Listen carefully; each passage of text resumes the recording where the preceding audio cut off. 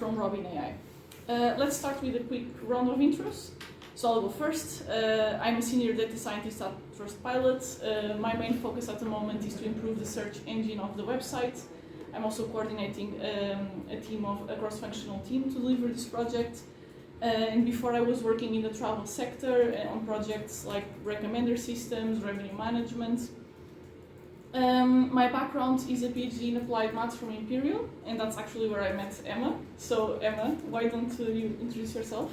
Yeah, sure. So I'm Emma Cooke. As Raquel said, we met at Imperial both doing maths PhDs. Before that, I've done maths through my whole life, basically. I'm now a machine learning engineer at Robin. Been with the company for 2 years, and I basically manage the whole of our data kind of as it comes in, building models to help with our products, and then deploying the changes that we make for our users to interact with. So it's mainly NLP focused, and there's lots of stuff going on that pipeline. Sounds great. How about you, Kawtar?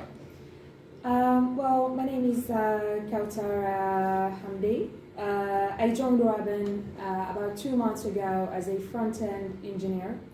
And I guess the simplest way to describe what we do would be that we bring the designs and the client and the client's ideas to life, and we basically just make that happen on a front-end side. So in a more technical way, we use the newest approaches and technologies revolving around React. So I've got my master's degree in computer science and software development in Morocco, and I've worked before as a software engineer for 3 years at a multinational before I joined Robin. That's great. So let's dive in. Kawtar, let's start with you. So what first sparked your interest in working in the tech industry or considering engineering as a career? I feel like what sparked my interest the most was that, engineering in general is like solving puzzles. So it gives you this feeling of a thrill. So I guess the more you dive into it, the more you feel like, I'm close to this. Maybe I'm going to solve this in a shorter time. So I guess that's basically how you would describe engineering. And if you couple that with the tech world, it's just a big, amazing maze of different possibilities and different technologies that exist out there, and that people all around the world are contributing to. So I guess what sparked my interest the most in order for me to pursue this career was a matter of passion. Yeah. And the impact as well from what you're saying. How about you, Emma? Anything to add here? Yeah, I guess a lot of the same things. Like, I'm a mathematician, so I like problem solving. And I think just the tech industry is so varied and so fast-paced and fast-moving at the moment that it's a really interesting sector to be in. There's so many different types. Yeah, so many different things going on basically, and it's a big variety. Yeah, and just from my opinion, also being pragmatic, the career progression. Yeah, that's true. Yeah. That's great. So, okay, now let's go over to you, Emma. So, can you share with us any challenges or highlights you have had as a member of a mostly male teams? Yeah. So, I guess a highlight would be the latest here at Robin, actually, and that's just generally, we do work in a male-dominated environment. Unfortunately, that is still tech at the moment. Mm-hmm. Obviously, want to change that. More women in tech, yes, please. But we're not there yet. And I guess a highlight for me is still to feel very supported in my place of work by, my male peers around me, basically. Mm-hmm. But I would say it's not always been like that. I've always worked in a very male-dominated environment. When I very first started out, I was one engineer amongst 50 engineers who were, one female engineer against 50 male engineers, and yes, that was could be very challenging environment because it's almost like you're, I guess, a little singled out because you're the only woman around, and I guess, you know, certain comments might have been made which were supposedly supposed to be a joke, or, you know, I'm sure the person saying it didn't mean it in an offensive way, but sometimes it would make me feel uncomfortable or would infuriate me because I would kind of be like, why are you saying that to me? You clearly singled me out. So I think dealing with that kind of dynamic is very challenging, but yeah, I very much feel like I've left that behind now here at Robin, which is, I really like working. Just follow up on that. So how do you think the landscape from that, not your first role, to now, how do you feel things have changed in the meantime? Have you seen any big differences? Well, I feel like back in that environment, it was also very, like, it was, I don't know how to say this, much more... women have to fit in. Yeah, I guess, like, much more of a, I can't find the right words, but yes, I guess when the ratios are so off, you're much more aware of trying to fit in, You don't want to be the one person that stands out in that situation. Yeah. So yeah, having a much better ratio. I'm not saying the ratios here are perfect, they're absolutely not, but they're certainly a lot better. Three out of 11 here, so that's pretty good. How about you, Kawtar? Anything you'd like to add on this? I believe that, Emma just covered most of it. But yes, I would say that the one of the highlights of maybe working at a team of mostly males is just having that, still having that extra female presence or woman presence in the team, and I guess just as any other person out there, it does bring an extra level of skill set to the team, basically. Yeah. And also something recently we've discussed in a women's meeting at Women's International Day, it's about some things are completely unconscious. So for example, women getting asked to do more admin work as a role. It's just expected. Organize that card for that person that's leaving. And again, once it's much more balanced, I think that's changes, and that's why we need to change that. Yeah, absolutely. Okay, Kawtar, let's start with you now. So, looking back, what advice would you give yourself or other women just starting out in the field? I feel like the advice that I would give the most to a woman just starting out in the field is, well, first of all, to just believe that she's talented, she's capable, and she belongs where I guess wherever she's at the moment, because there's always going to be that self-doubt at first, and maybe I don't fit in, maybe I'm just not good enough, maybe I've just graduated, so the person always needs to know that she has the talent, and I guess with hard work and just when you really want to know what's going on, then you're just gonna do your best, and you just with time you're gonna get to grow in a career perspective. Oh, that's just like brilliantly said. Emma, do you have anything to add to that? I guess my advice to women starting out would be, don't be afraid to speak up. I think it can sometimes be hard to speak up when you're surrounded by a lot of guys. And I would also say, if you're right, stick to your guns. Don't back down. Like if you feel that you're right, really argue your point. Don't be put aside easily. Is what I would say. Yeah. And I'm going to extend that as well, actually. Yeah. To not just the women starting out, but I would also extend it to the people accommodating the woman joining the team, I would say check in on them, ask them, how they're getting on with stuff, even if they're not in your team.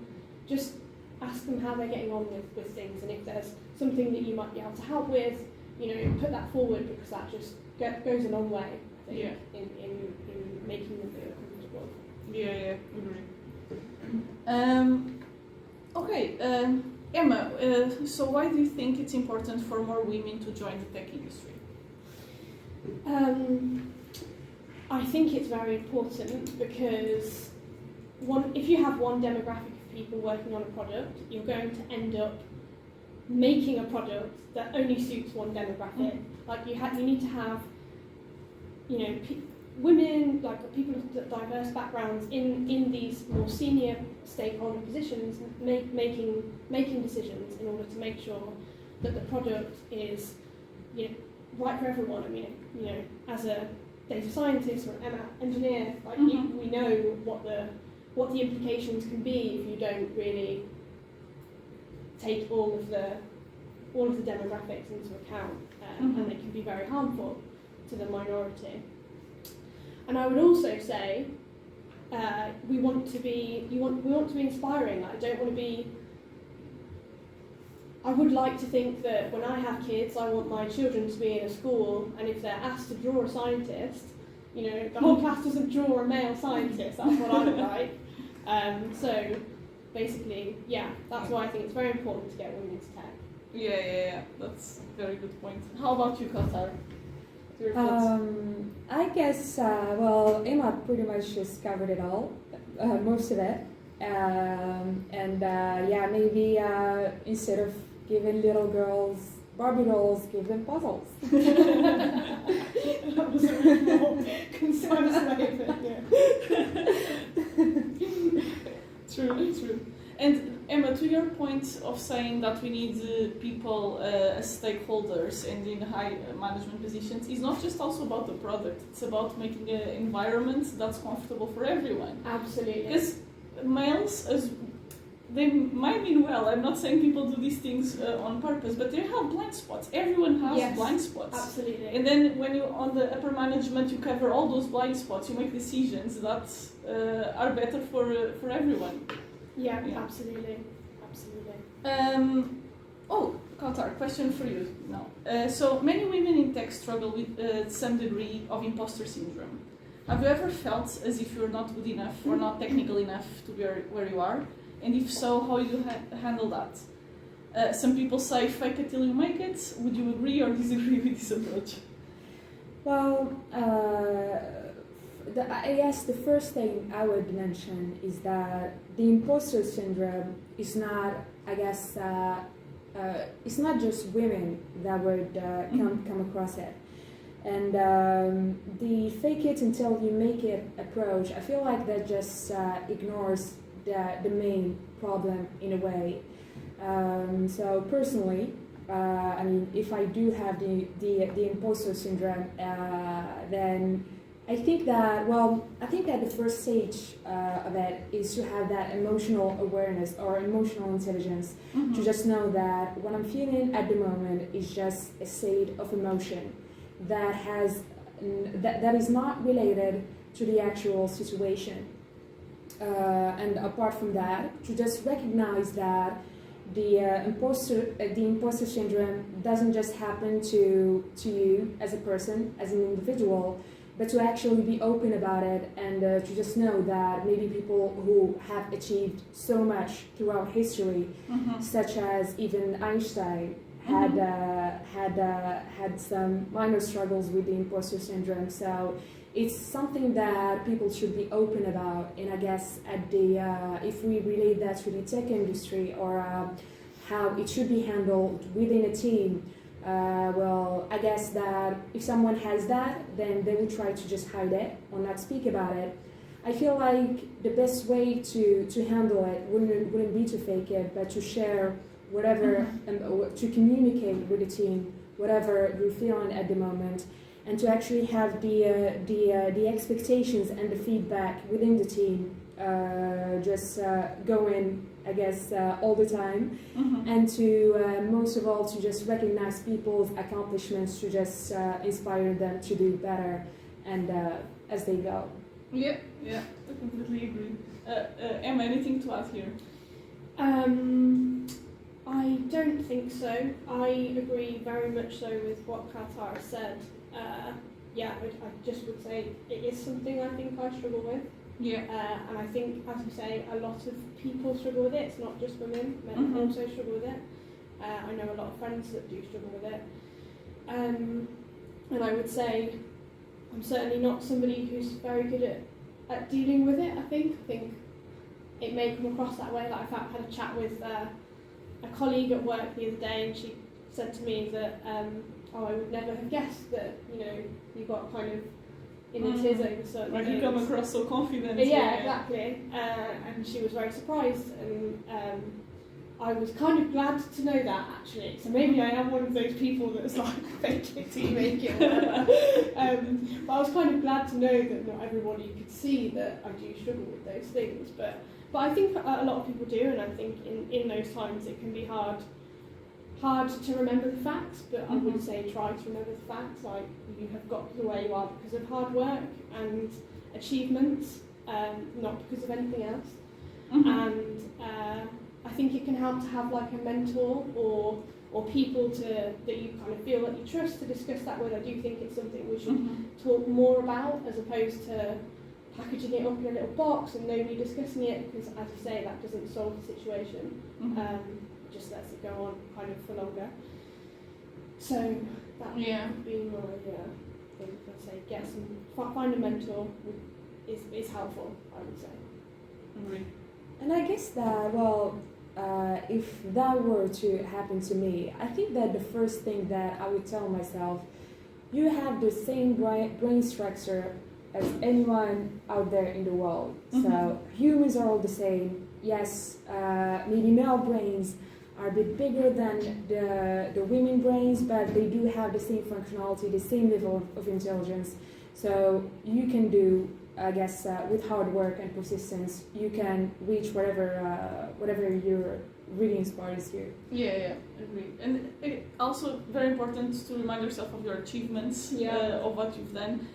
I think also part of the problem is the culture that we only celebrate successes and we don't discuss the failures.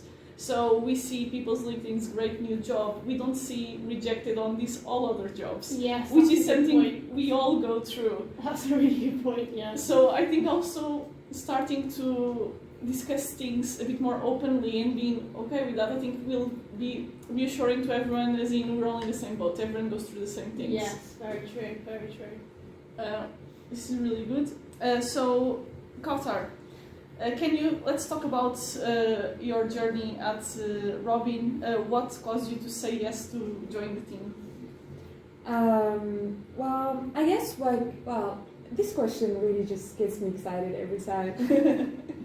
I feel like what got me to say yes to joining Robin is the fact that, first of all, the culture of the company and the way it just encourages diversity. The way, I guess, it's not really that hierarchic. I don't know how, I can't find a word in English, I'm sorry for that. So I guess you don't have that kind of structure, that classic structure of having a superior and then I guess you're just doing your job. You feel like you're really part of the company, of the culture, and of the product that is being made.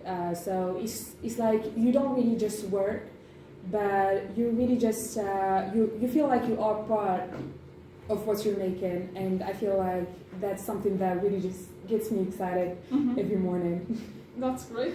How about you, Emma? What made you say yes? I guess a lot of the same things, like speaking with Richard and James, kind of like diversity and inclusion has always been something that's very important to them. And I think, I've had countless meetings with Richard being like, we need more women in senior positions, or more women just generally. And he's been very proactive and always like tells me when there's a new female hire, or like even if it's not in engineering, which is quite nice, and kind of the planned hires that we have in senior positions, which is great because it would be great to have somebody to look up to in a senior role. So yes, and obviously, I'm basing that answer, kind of with the direction of this discussion, but it's just a super cool company to work for. Like, the ideas are great, the challenges are, Yeah, I would say that. It's legal tech. It's like quite innovative. Exactly, very cool. Okay, so let's finalize with this question. So, Kawtar, what would you say to someone who is thinking about joining Robin's technical team? I guess I would say, well, if what inspires you the most is being able to evolve technically speaking, if what inspires you is being able to evolve in a technical way and having that extra layer of actually knowing how the company getting to know how the company actually works internally, if you like knowing everything about everything, if you like being in contact with all kinds of teams and not just do your job and get out by 6 p.m, I guess I would say it's the place for you. Okay, that sounds enticing. How about you, Emma? Anything you would say? I would say stop thinking and apply. I think especially like women kind of wait to tick all of the boxes on applications, and I would say even if you don't tick all the boxes, like just apply, because you never know, you could be the perfect fit. But I would say I have loved every minute, like working for Robin AI. The journey has been continually changing all along the way. It's super varied. All of the people here are super intelligent, really nice people, super supportive. So yeah, I would say if you want to work on a super interesting challenge, apply. Sounds great. So you guys have anything else you want to add today? No. Not on my end. I think I've said enough. Okay, so thank you very much for joining us today. We hope you've enjoyed the discussion. Keep a lookout for more Twitter Spaces chats from Robin AI, and be sure to check out Robin AI's career page if you're looking for a new technical role.